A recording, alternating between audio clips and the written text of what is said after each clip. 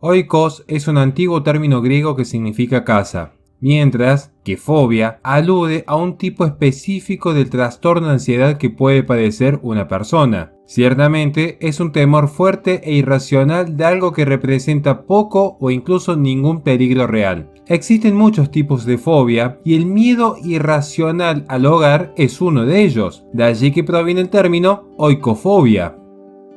En el uso psiquiátrico, la oikofobia puede referirse estrictamente al miedo al espacio físico del interior de la casa, donde está especialmente relacionado con el miedo a los electrodomésticos, los baños, los equipos eléctricos, entre otros aspectos que se presentan dentro de la vida del hogar. Dichos aspectos son tomados por el paciente como un potencial peligro para su vida. En este contexto psiquiátrico, el término se aplica correctamente al miedo a los objetos dentro de la casa, mientras que el miedo a la casa misma se la suele conocer como domatofobia. En la era posterior a la Segunda Guerra Mundial, algunos comenzaron a utilizar el término para referirse a un supuesto miedo y aversión por las tareas del hogar que experimentaban las mujeres que trabajaban fuera de su casa y que se sentían atraídas por un estilo de vida consumista. A partir de aquí, el término oikofobia deja de utilizarse estrictamente en términos psiquiátricos para comenzar a usarse como analogía en términos sociológicos. Lo que importa al presente análisis se halla en un libro muy particular del año 2004. Allí, el filósofo británico Roger Scruton adaptó la palabra oikofobia para significar el repudio a la herencia y el hogar. Argumentaba que es una etapa por la que normalmente pasa la mente adolescente, pero que es una característica de algunos impulsos e ideologías políticas típicamente izquierdistas que defienden la xenofilia, es decir, las preferencias por las culturas extranjeras.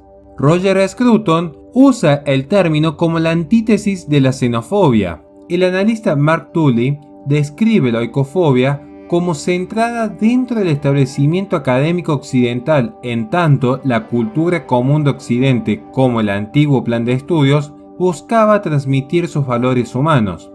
El análisis de Tully muestra la predisposición que tienen los académicos a tomar a figuras como Derrida o Michel Foucault para asaltar a la sociedad burguesa.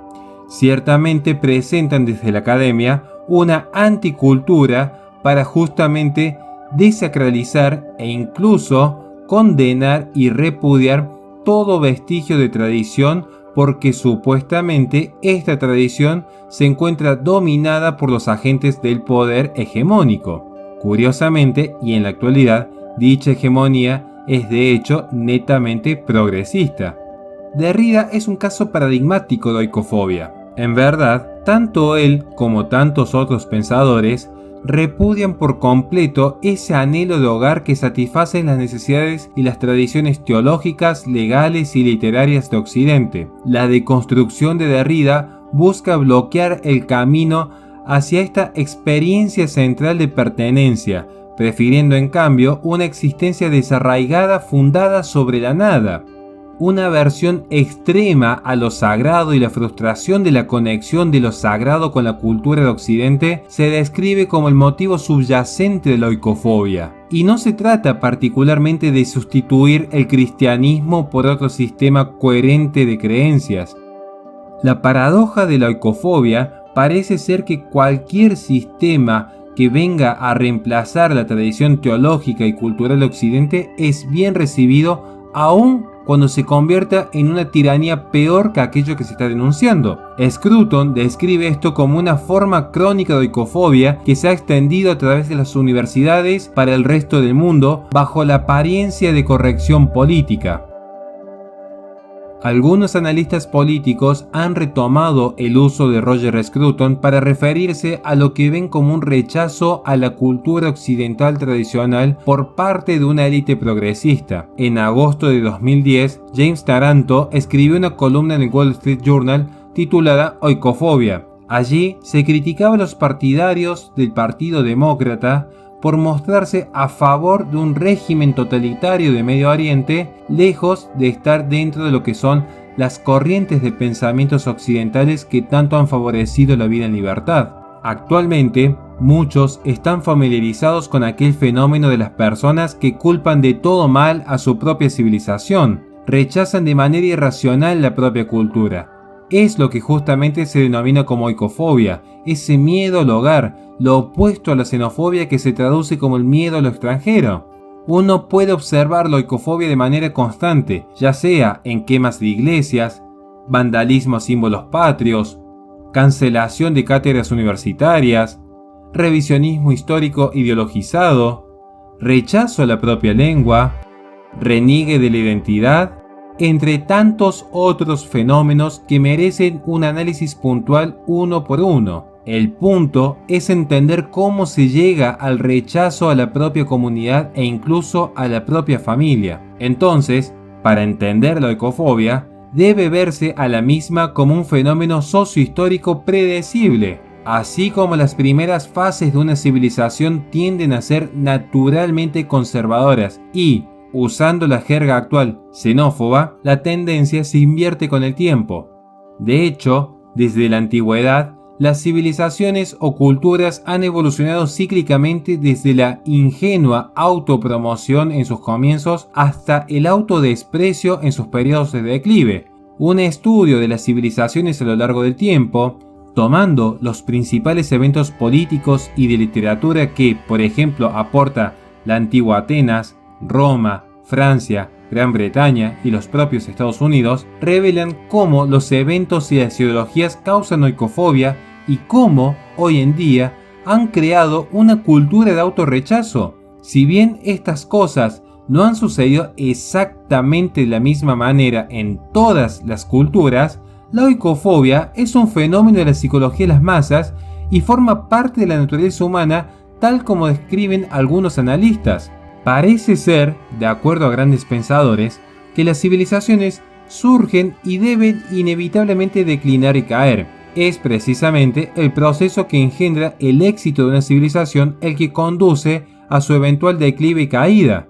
Para tomar solo un ejemplo entre muchos, la expansión gradual de la ciudadanía en la República Romana y posteriormente el Imperio aumentó el número de combatientes. Esos hombres sintieron que ellos, como ciudadanos iguales, tenían un interés personal en el bienestar del Estado.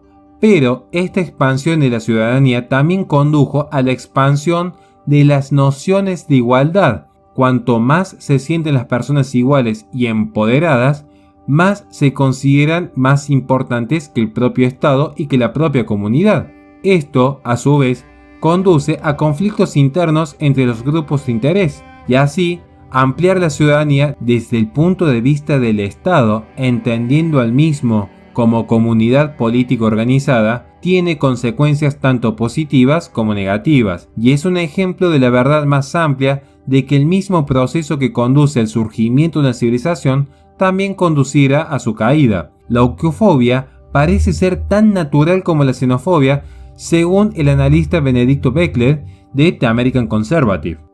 Uno puede tomar distancia de su determinismo, particularmente cuando se ve la preeminencia de la Iglesia Católica en 2 milenios, pero no por ello deja de ser atinada su visión, al menos cuando se lo considera como un factor sociológico condicionante. Podría decirse que cuando una civilización progresa, hay suficiente riqueza para que las personas se concentren más en competir contra sus pares que en preservar la salud de sus comunidades. Surgen intereses políticos encontrados que llevan a los ciudadanos a verse unos contra otros, tales como amenazas mayores que la que plantean los enemigos extranjeros. Es decir, se pasa de la cooperación interna frente a la amenaza externa a competir internamente porque ya no hay amenaza externa. Dado que los enemigos extranjeros han sido rechazados con éxito durante el ascenso al poder de una civilización, ya no sirven estos enemigos extranjeros como una medida de superioridad de la civilización. Si la civilización se basa en antagónicos, entiéndase amo-esclavo, burgués-proletario, blanco-negro, hombre-mujer, el enemigo ese otro sobre el cual se constituye la propia identidad y el propio poder, pasa a ser otra persona dentro de la propia civilización y, en última instancia, la civilización misma que la formó. Si la civilización a la que uno pertenece ha formado al enemigo que uno repudia, entonces la propia civilización es un enemigo aliado del propio ser. Al rechazar la propia cultura, un individuo se está colocando por encima de otros intereses que se encuentran en competencia dentro de esa cultura. Más temprano, en el arco del desarrollo de la civilización, cuando la sociedad todavía es precaria y los individuos dependen más unos de otros, es donde surge la necesidad de una seguridad básica. Aquí la cooperación es esencial para la supervivencia. Pero, a medida que una sociedad se vuelve cada vez más próspera, existe un mayor punto de oportunidad para que los ciudadanos critiquen su propia cultura, dada que la subsistencia básica ya se encuentra asegurada. Tal vez, por eso, hoy los principales enemigos de la sociedad occidental son justamente los que crecieron económicamente gracias a Occidente.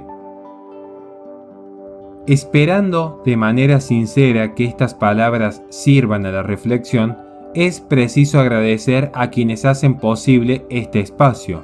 La idea de este trabajo es invitar a cada uno a que luego de oír estas palabras pueda reflexionar. Una vez que la persona se da cuenta de que la oikofobia es una patología cultural que se desarrolla en un determinado contexto sociohistórico predecible, está mejor equipada para enfrentarla de manera política. Siempre se debe ser consciente de las deficiencias que posee cada civilización y estar abierto a lo que otras civilizaciones puedan enseñar. De allí la experiencia histórica del conservadurismo que también ha hecho la civilización occidental. Pero, al examinar las culturas pasadas, se podrá ver que la oikofobia, la necesidad sentida de denigrar el propio hogar cultural, es una recurrencia histórica común, que va más allá incluso de Occidente. Esto, a su vez, permitirá comprender mejor algunos predicamentos culturales de la actual batalla que se está librando. Muchísimas gracias por su valioso tiempo.